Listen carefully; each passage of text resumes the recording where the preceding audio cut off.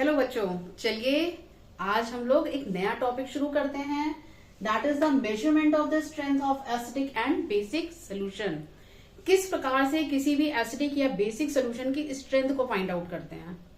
Okay, हमने last time pH पढ़ा था ना, याद है? उसके न्यूमेरिकल्स भी हमने सॉल्व किए थे।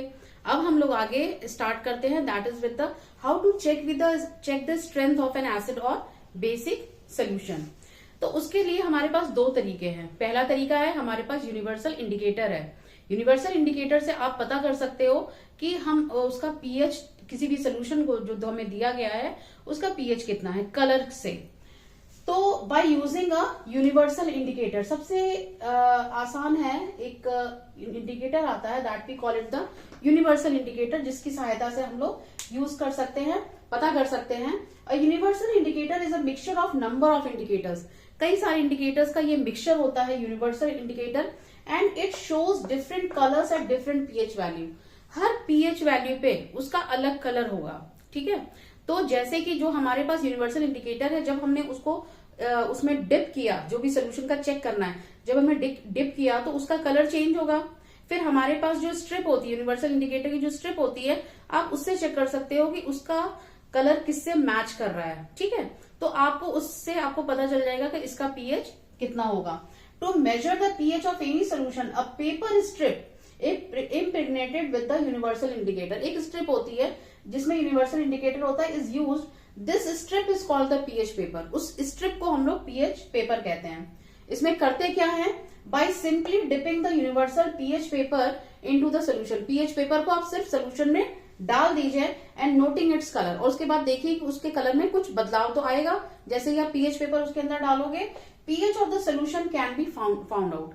तो आपको पता चल जाएगा कि पीएच का, किस पीएच पे कौन सा कलर आता है। ये आपके पास एक ऑलरेडी आपके पास एक स्ट्रिप है जिससे आपको पता चल जाएगा कि किस पीएच पे कौन सा कलर आता है। तो उस तरीके से जो भी कलर आएगा वही उसका पीएच हो जाएगा।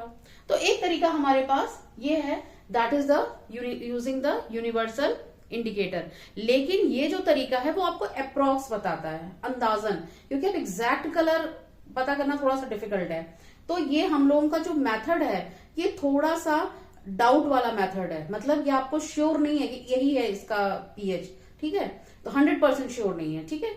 तो ये थोड़ा सा यहाँ पे डाउट वाला है कि 100% नहीं श्योर है कि ये यूनिवर्सल इंडिकेटर जो है आपको 100% बता दे कि ये इसका पीएच एग्जैक्ट इतना है, ठीक है।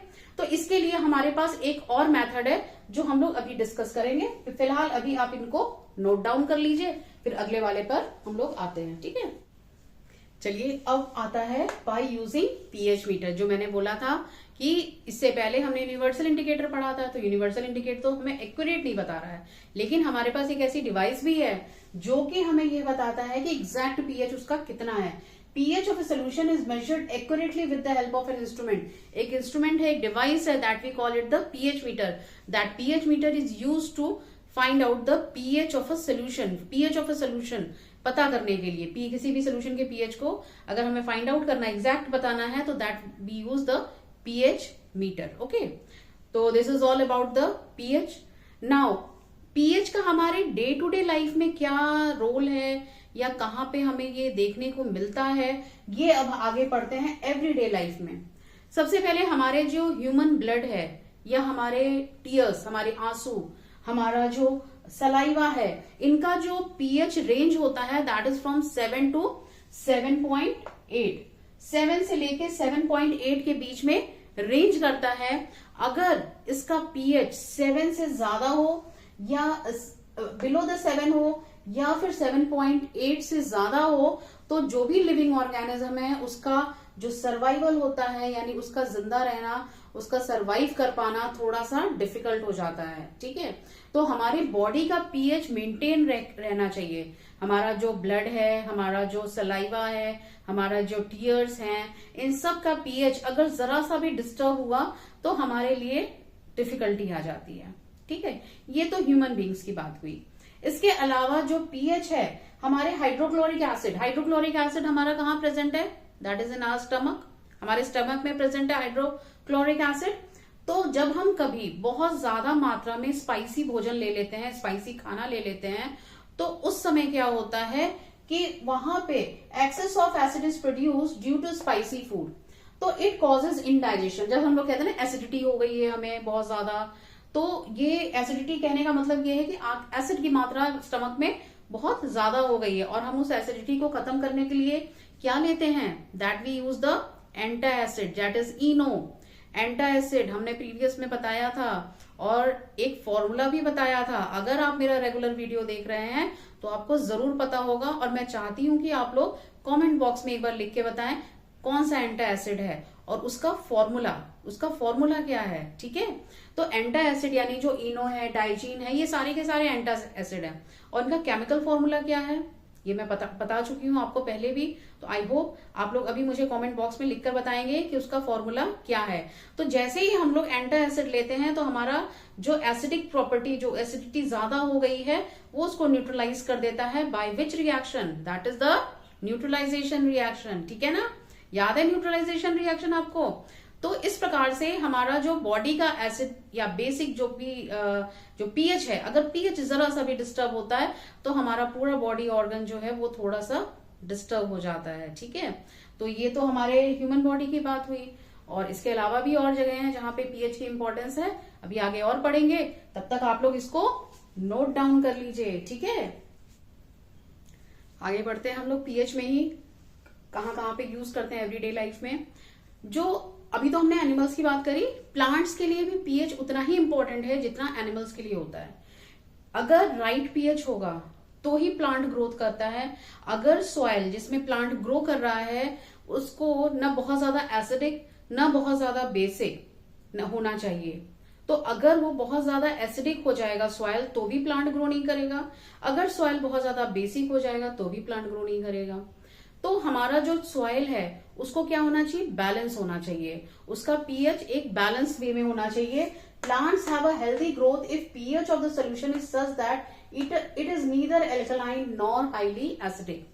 कई बार ऐसा होता है कि वो हमारा जो सॉइल है वो एसिडिक हो जाता है, और सॉइल के एसिडिक होने की वजह क्या है, हम लोग जो बहुत ज्यादा मात्रा में फर्टिलाइजर्स, पेस्टिसाइड्स, इंसेक्टिसाइड्स ये सारा प्रयोग करते हैं ना, उसमें हमारा जो सॉइल होता है दैट बिकम्स एसिडिक, वो एसिडिक हो जाता है, और वह एसिडिक होने की वजह से प्लांट की ग्रोथ जो होती है वो रिस्ट्रिक्ट हो जाती है, उतनी अच्छी हेल्दी ग्रोथ नहीं हो पाती है।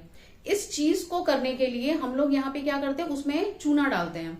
अगर आपके आसपास कहीं पर भी खेती हो रही हो तो आप अगर देखोगे तो जो किसान हैं, अगर उनको वो टेस्ट करते हैं, अगर उनको लगता है कि ये हमारा जो सॉइल है वो थोड़ा एसिडिक हो गया है तो उसमें चूना डालते हैं। चूना डालने से क्या होता है, वो बैलेंस हो जाता है, और वो उसकी एसिडिक प्रॉपर्टी यानी एसिडिटी जो होती है वो थोड़ी सी कम हो जाती है, बैलेंस हो जाता है। ओके, इसके अलावा हम लोग ह्यूमंस में देखते हैं acid is produced in the mouth.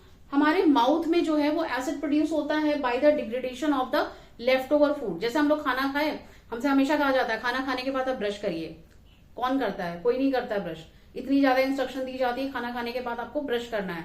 तो ब्रश करने के लिए क्यों बोला जाता है, क्योंकि आपके टीथ में किसी भी प्रकार का कोई भी फूड का पार्टिकल रह ना जाए। ठीक है, अगर फूड का पार्टिकल रह जाता है तो ओवरनाइट वो क्या होता है, उसका डिग्रेडेशन होता है, और वो होने के बाद एसिड प्रोड्यूस करता है।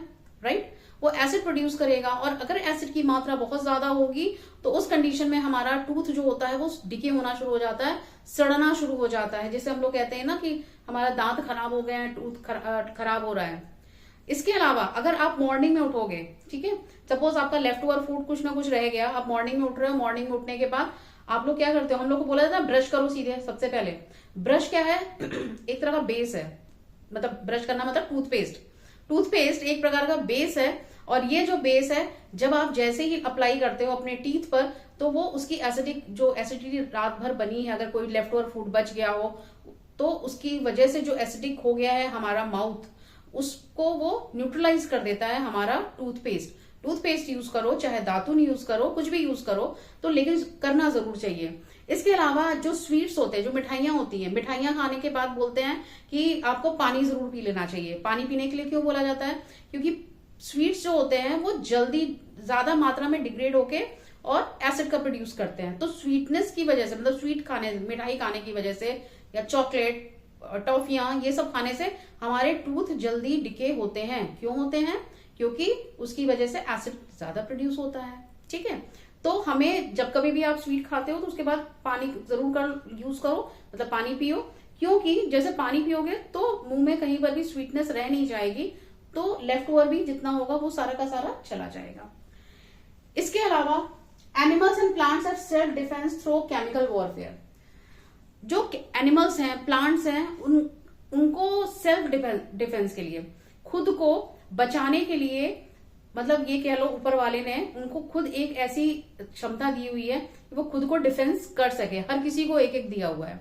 जैसे जो मधुमक्खी होती है, हनी बी की डंक मारती है, तो डंक मारती है तो हमारे स्किन पे ऐसे करके डंक मारा, और उसके बाद जैसे ही डंक मारती है तो हमें बहुत ज्यादा इचिंग होती है, बहुत ज्यादा जलन होने लगती है। क्या होता है उस डंक में? उसमें मिथनोइक एसिड होता है, और वो मिथनोइक एसिड उसने क्या किया, हमारे शरीर के अंदर इंसर्ट कर दिया। ये जो मिथनोइक एसिड है जैसे ही हमारे बॉडी के अंदर जाता है हमें इचिंग कॉज करता है। उसी तरीके से यहाँ पे बहुत सारे ऐसे येलो एंट या रेड एंट्स होती हैं जो कि काटती हैं तो बहुत ज्यादा जलन होती है। नीटल प्लांट्स होते हैं जिनकी लीव्स जो होती हैं वो अगर हमसे टच कर जाए ना नीटल प्लांट्स की लीव्स, तो बहुत ज्यादा इचिंग होती है। क्यों? क्योंकि वो हमारे अंदर कुछ एसिड इंसर्ट कर देते हैं। तो इससे हमें जो इचिंग होने लगी है, जलन होने लगी, उसके बचने का तरीका क्या है? जाहिर सी बात है, हमें हमारे अंदर एसिड गया है तो हम लोग कोई बेस यूज कर लें।